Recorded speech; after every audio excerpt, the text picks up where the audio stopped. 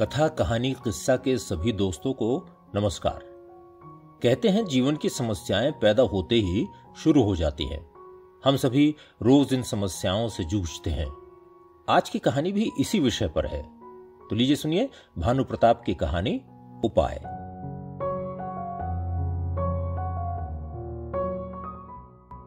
पापा अपनी कुर्सी में आंखें बंद किए हुए उनींदे से पसरे हुए हैं।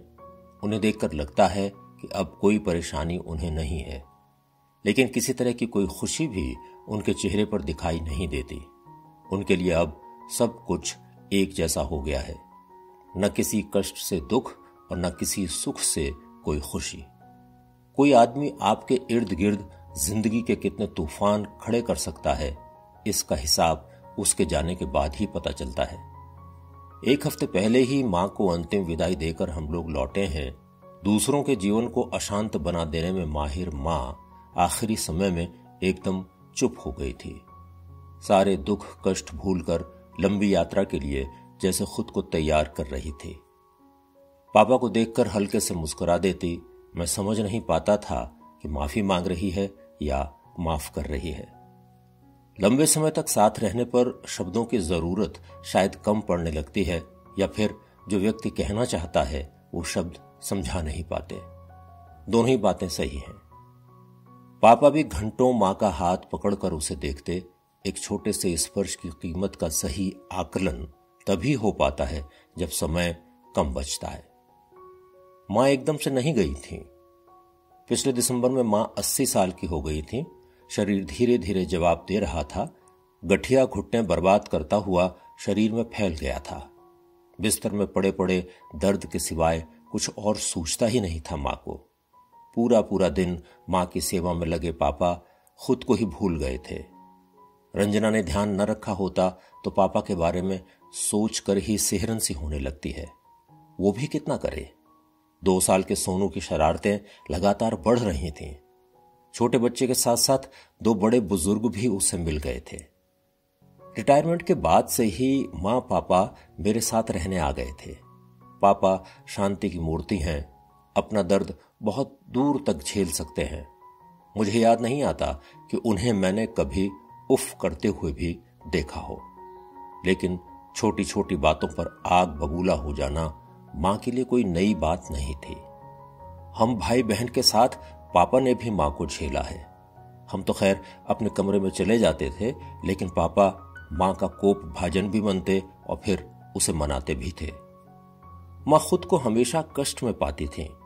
बढ़ती उम्र के साथ साथ तो कष्टों ने भी बढ़ना शुरू कर दिया था। चलती फिरती मां पहले कुर्सी पर आईं, उसके बाद उन्होंने बिस्तर पकड़ लिया।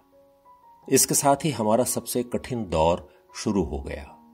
चलने फिरने में असमर्थ मां की सारी शक्ति अब उसके मुंह में समा गई थी। जागते हुए मां को अपने दुख दर्द के सिवा कुछ सूझता नहीं था। अपनी फूटी किस्मत की दुहाई देती हुई मां पापा को हमेशा कोसती रहती। पुराने गिले शिकवे एक के बाद एक बाहर निकल रहे थे। जितना हो सकता था पापा उससे ज्यादा ही मां का ख्याल रख रहे थे। दांत साफ करवाना, नाश्ता करवाना, नहलाना धुलाना सब कुछ उनके जिम्मे था। शांत भाव से वो सब कुछ करते। मां लगातार दर्द और परेशानी की शिकायत करती, पापा को भला बुरा कहती। कभी कभी थक हार कर पापा कुर्सी पर पसर जाते तो बहुत दया आती। मां को किसी और से अपनी सेवा करवाना भी तो अच्छा नहीं लगता था। किसी किसी दिन तो पापा की पूरी रात जागते हुए ही निकल जाती।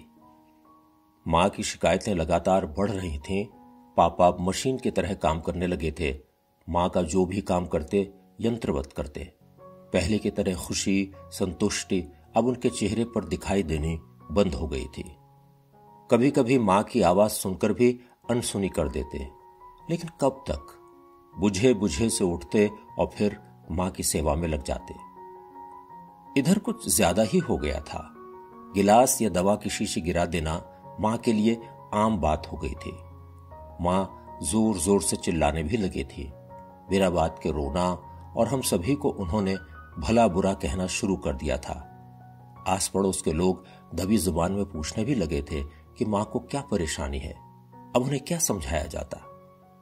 रोज की तरह उस दिन की दोपहर भी कठिन थी। पापा माँ को खाना खिलाने की कोशिश कर रहे थे। माँ का रोना चिल्लाना चल रहा था। अचानक जोर से थाली गिरने की आवाज आई तो हम लोग भी माँ के कमरे की तरफ भागे। कमरे में पहुंचकर मैं हक्का बक्का रह गया। पापा माँ के बिस्तर के पास गिरे हुए थे। थाली का खाना उनके कपड़ों पर फैल गया था। बदन में हल्की सी हरकत दिखाई दे रही थी।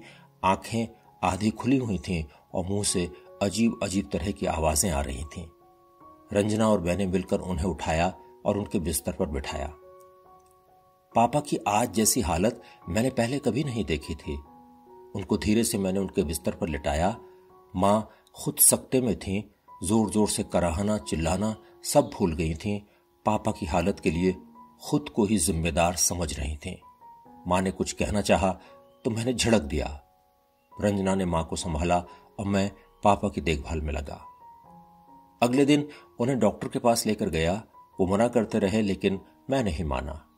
डॉक्टर ने उनकी जांच करके कहा कि सब कुछ नॉर्मल लग रहा है, हो सकता है बहुत ज्यादा एंजाइटी से ऐसा हुआ हो। फिर भी कुछ दवाइयां उन्होंने लिखी और हम घर आ गए। मां पापा को देखकर रोने लगी।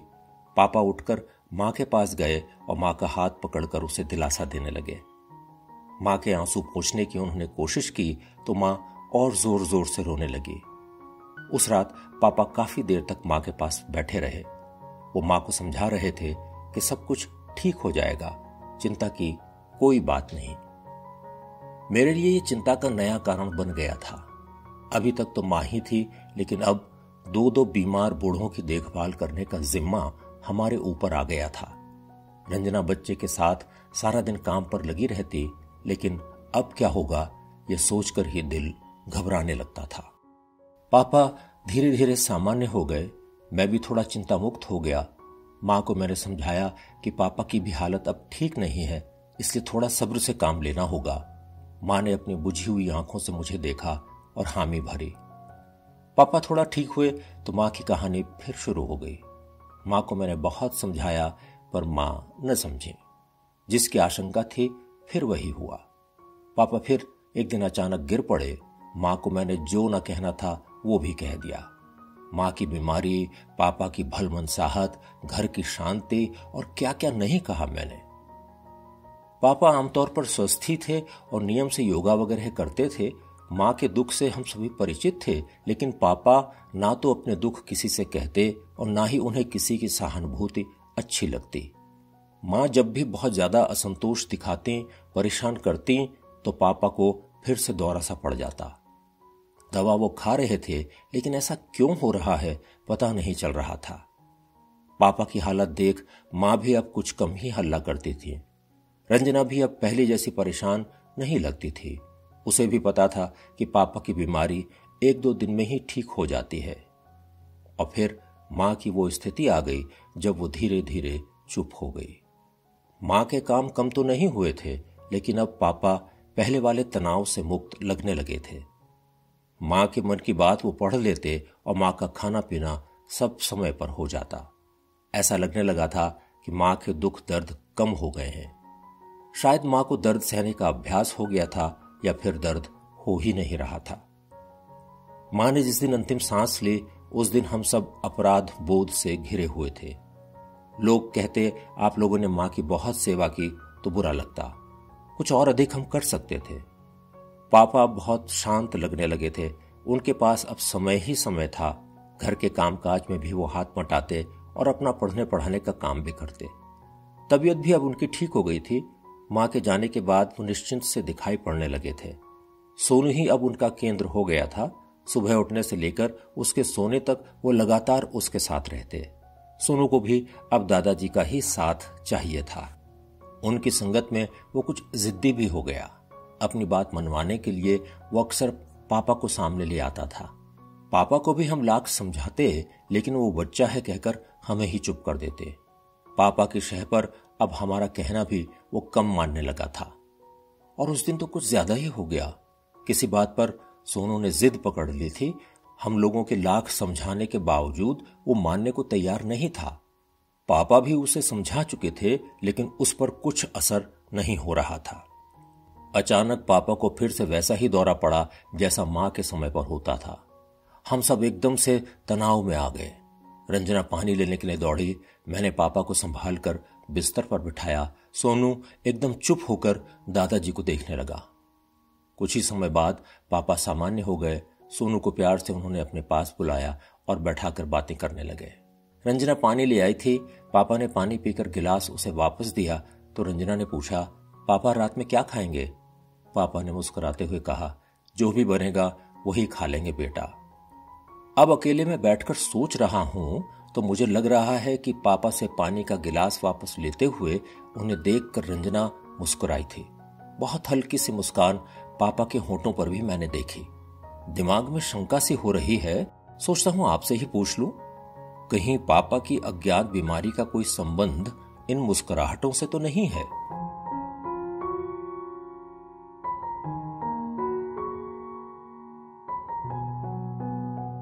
उपाय। अभी आपने भानु प्रताप की ये कहानी सुनी। कहानी आपको कैसी लगी? अच्छी लगी हो तो उसे लाइक करें, शेयर करें और सब्सक्राइब भी करें। अगले हफ्ते फिर मिलते हैं एक और नई कहानी के साथ। नमस्कार।